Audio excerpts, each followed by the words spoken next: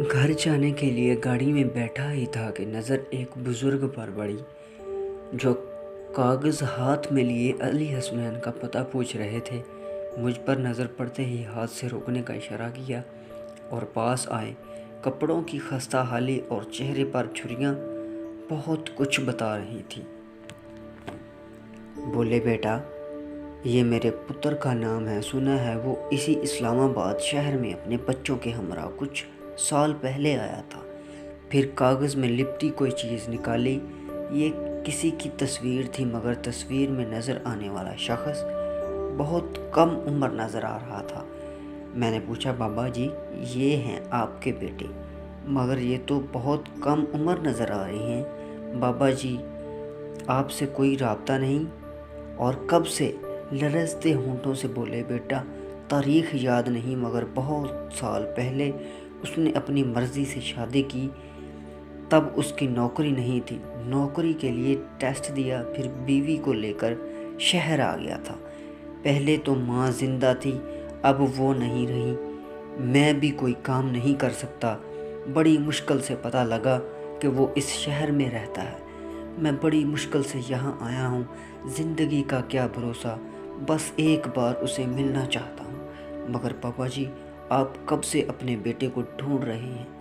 بولے، کئی دن ہو گئے پتر، بس چلتا رہتا ہوں اور پوچھتا رہتا ہوں لوگوں سے، جہاں رات پڑے سڑک کنارے سو جاتا ہوں۔ اتنے میں ایک سرد ہوا کا جھونکا میرے جسم کو ٹھٹھرا گیا۔ بابا جی، آپ کے پاس کوئی ایڈریس نہیں؟ ایسے کیسے آپ کو؟ ابھی لفظ منہ میں ہی تھے۔ بولے، تو خیر ہے پتر، اپنے بیٹے کے شہر میں موت آئی تو اس سے آگے کیا ہے؟ باپ ہونا زندگی میں دیکھنا چاہتا ہوں۔ حشر میں تو پتر سنا ہے اپنی اپنی پڑی ہوگی، میں نے تو حشر نہیں دیکھی بابا جی، مگر حشر دیکھ رہا ہوں۔ آنسو میرا چہرہ بھگو رہے تھے، کہیں اس باپ کی محبت کی قیمت اس شہر کے بیٹوں کو نہ دینی پڑ جائے۔ ایک دو فون گھمائے اور کرنل علی حسنین کا پتہ چل گیا۔ بابا جی کو اس بدبخت بیٹے کے گھر تک لے کر گیا۔ بیل بجائی تو بٹ مین باہر آیا۔ بابا جی نے بتایا کہ وہ کرنل کے والد ہیں، اندر جانا چاہتے ہیں۔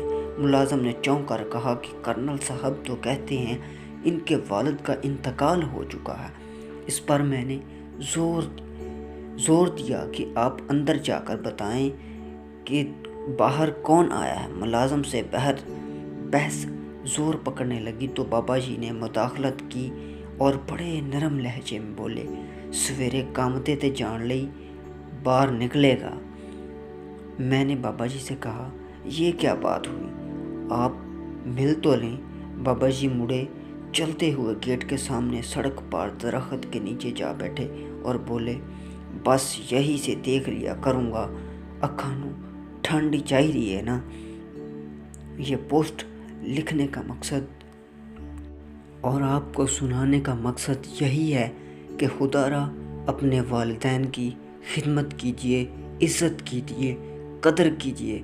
یہ جب دنیا سے رخصت ہو جاتے ہیں تو یقین جانیے کہ ان کی قدر اور ان کی محبت کا اندازہ تبھی ہوتا ہے۔ اللہ پاک ہم سب کے والدین کو صحت و عافیت والی لمبی زندگی عطا فرمائے، آمین۔